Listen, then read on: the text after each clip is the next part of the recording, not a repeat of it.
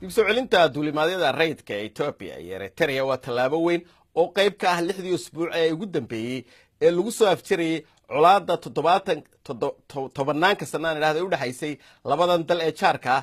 diyaarada ay leedahay Ethiopia oo sidii ilaa 400 qof oo uu ka mid yahay ra'iisul wasaarihii hore Ethiopia Haile Mariam Desalegn ayaa ka degtay magaalada Asmara ee dalka Eritrea.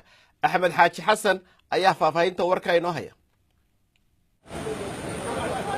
in diyaaradda Ethiopian Airlines ay caga dhigato Asmara waxay calaamad u tahay isbeddelka weyn ee degdeg ah ee uu sameeyay xiriirka labadan dal oo mar isu ahaa cadowga isugu xun Afrika. shirkadda diyaaradaha Ethiopia waxay arrintan ku tilmaamtay duulimaadka shimbirta nabadda. boqolaalka qof ee diyaaraddan saarnaa ee isugu jira shacabka labada dal waxaa ka muuqatay farxad ballaaran. rakaabka waxaa ka mid ahaa koox ka tirsan BBC-da oo ilaa Asmara u safray. ka hor intaysan diyaaraddan ka kicin Addis Ababa ayuu wariyaha BBC-da ee Ethiopia sharaxay muhiimadda duulimaadkan. There's been a short ceremony for the inauguration of that flight. waxaa dhacay xaflado dib u furidda duulimaadyada ah. madaxdii shirkadda iyo saraakiishii kale halka ka hadashaba waxaa ka muuqday inay aad ugu reeyaqsan yihiin in dib loo bilaabo duulimaadka. macno weyn ayaanay leedahay, ma aha oo kaliya xagga dhaqaalaha, laakiinse isku xidhka bulshada ayay ka qayb qaadanaysaa. dalalkan taariikh dheer ayay wadaagaan, meelaha qaar waa isku luuqad, marka waa arrin si weyn loo soo dhoweeyo. waxyaabaha isu furmay kuma koobna oo keli ah diblomaasiyadda duulimaadyada iyo deegaanada, balse xitaa xiriirka isgaarsiinta ayaa dib loo bilaabay iyadoo qulubta shacabka labada dhinacna ay isu soo dhowaadeen. sidoo kale isu soo dhowaanshahan waxa ay suuragelisay inay dib u midoobaan qoysas muddo kala maqnaa.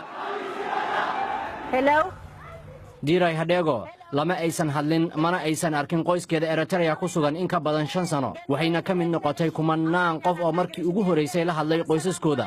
waxayna taasi ku timi in dib la isugu furay qadadka telefoonada ee labada dhinac. markii hooyaday halow igu tiri ma qeexi karo wixii aan dareemay.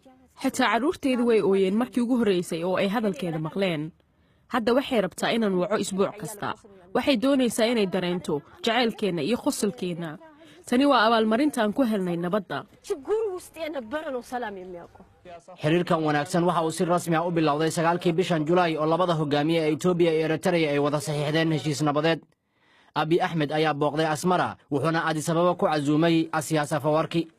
halkaas ayayna uga gudbeen kala xirnaantii 20 sano jirtay. Afwerki waxa uu dib boorka uga jafay safaaradoodii Addis Ababa ee booreysatay. qiimaha iyo faa'iidada tallaabadan kuma koobna oo keli ah labada dhinac ee Ethiopia iyo Eritrea, balse waxaa la filayaa inay saameyn weyn ku yeelato bariga Afrika iyo guud ahaan qaaradda. faahfaahin dheeraad oo ku saabsan warbixintan iyo kuwa kaleba waxaad ka heli kartaan bogga bbc.com/somali adigoo ka gelaya moobilkaaga.